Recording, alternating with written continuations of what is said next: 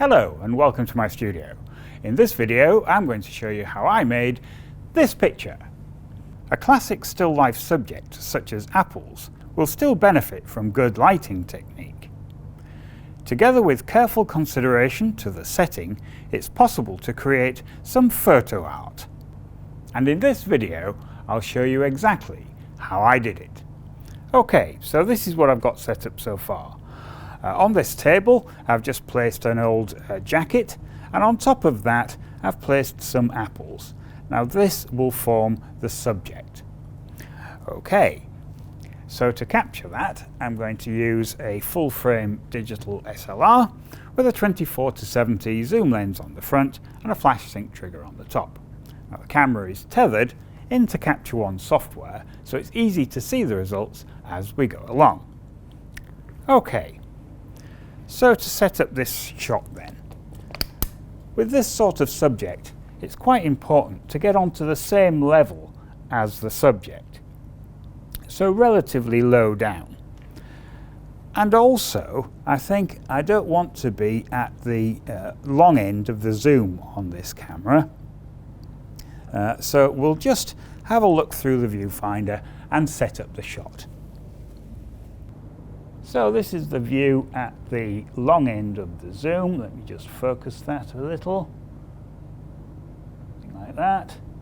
And it's fairly obviously at the wrong height, so I'm just going to wind that up on the center column to about there. But the composition at this focal length isn't really what I want. So what I'm going to do is take that to the wide angle end, the 24mm on the lens, and move the whole camera forwards like that. Okay, let me just focus that up again. That's not bad. I'll just change the height. There, that's much more like the sort of thing that I want. Okay, so with that now done, what I can do is turn on the camera, and the software has recognized the camera, and these are the settings that I have on the camera at the moment. So it's in full manual mode. I have a shutter speed of 1/250th of a second, which is the flash sync speed for that camera, ISO 100, and an aperture of f8. So with those settings and no flash set, what I'm going to do now is just grab an image just to make sure I don't get any contamination from the house lights. So that's completely dark, and that's just what I want. So any light that I now add will be the only light which affects the subject. Okay, so to add some light I'm going to use this battery-powered 500 joule studio head, and this has a small reflector on the front of it, more of a spill kill really than a reflector, and I want to place this above the subject somewhere about here. So there we are. I've just put that on this C stand, so we'll just turn that on. There we go, and I'll turn the flash sync trigger on, and just at an arbitrary energy level we'll grab an image and just see what we get.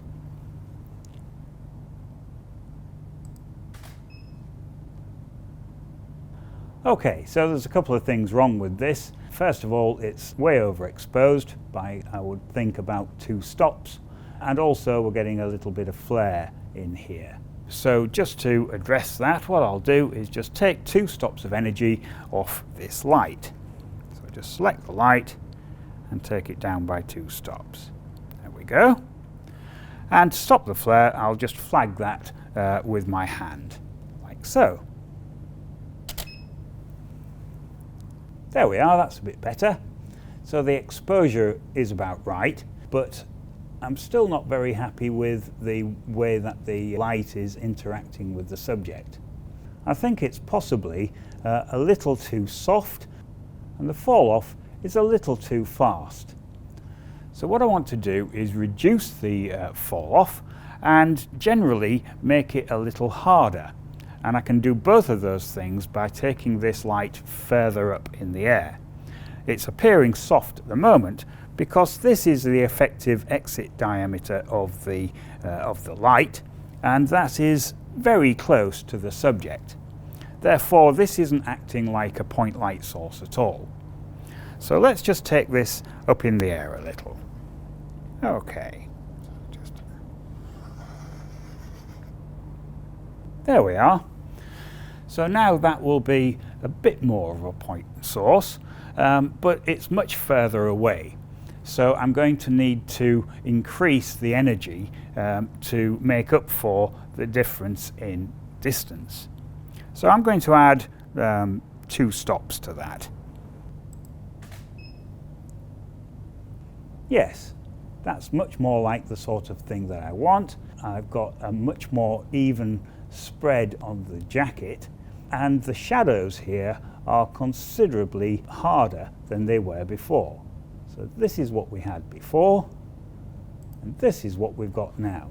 We still have the flare coming back, but we can deal with that later. Okay, so now I'd just like to add a bit of background interest. Okay, so this is what I've got as a piece of background interest. This is just a piece of old palette, and I'm just going to place this at the back here, like that. Now I have attached a grip arm clamp to the top of this, so I can just put it in this stand just to hold it upright.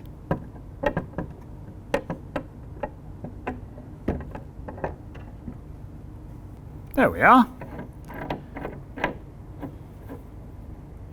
We'll just tighten that up. There, that's not going anywhere. Okay, so with that in place, I'll just grab that image again and we'll see if we're picking up the background. Yes, that's added a little bit of interest in the back here. Okay, but we're not quite there yet. When we had the light a lot closer, the shadows were quite soft, but now I've moved it away, the shadows are quite a lot harder than they were. So in order to soften them off again, but not completely, what I'm going to do is use a diffusion flag about here somewhere. So this is what I've got. This is a 1/4 stop silk, and again I've put a grip arm clamp on this end of it so I can put it on a C-stand. And basically I'm going to place this in here, about here somewhere. There we are. So that should just soften it off a little bit, hopefully. Okay, so let's grab that again. Yes, that's had the desired effect. So I've effectively changed the quality of the light around the apples. This is what we had before, and this is what we've got now. Also, you may notice that there's a slight difference in exposure. And that's basically because, as it says, this is a 1/4 stop silk, so it stops a 1/4 of a stop of the light getting to the subject. Okay, and I think actually, looking at the density in there, it's about right as it is. I'd just like to take this back corner down a little more. So one of the advantages of using something like this is that you can put a mask on it. So what I'm going to do is just use this piece of black cloth. I'm just going to mask this corner, just like that. There we are. And that should just darken down that area. So we'll just grab that again. Yes, as you can see, this has now got considerably darker than it was. That's what we had before, that's what we've got now. We're still getting a very slight bit of flare in there, and I will come back to that shortly. The other thing I want to do is just fill in this area down here, just ever so slightly. So for that, I'm just going to use a small flag. So here I have a piece of card on a retort stand, and I'm just going to recycle some of the light, hopefully without getting it in the picture. There we are. So with that in place, yes, that's just livened up the front face of these apples. From that to that. So finally, just to get rid of the flare there, what I'm going to do is just flag that with my hand and just grab that image. Yes, that seems to have got rid of the flare. Good. So with that done, that's the image captured. So it just remains to go into Photoshop and do the bare minimum of post-production. Okay, so here we are in Photoshop. So the first thing I want to do is just make a copy of this file so I can edit the copy and leave the camera original alone. Lots of ways to do that. I just like to go onto the layer here, right click the mouse and just ask for a duplicate layer but a new document. So just click on there and we'll call that apples. Okay, so Photoshop has made me a new file, called it apples, and it's at the top here so I can dispense with the camera original. It just gives you that bit of redundancy so you can always go back to the original capture. Okay, so this is what we're going to edit. So the first thing that I think I want to do is just generally have a look at the tones in the image. So I'm just going to add an adjustment layer, and I'm going to use a levels adjustment layer, and I'm just going to tweak this ever so slightly just to add a little more contrast to the image. There we are, that's the sort of thing. Good. And now the next thing I want to do is add a controlled vignette around the image. So I don't want a standard shape, I want to be able to control that myself. And one way that you can do that is to use another levels command. So if I just add another level layer like that, now this one I can use to do my vignette. So what I want to do is just take that all the way down here somewhere, something like that, and then paint through where I want the other image to be.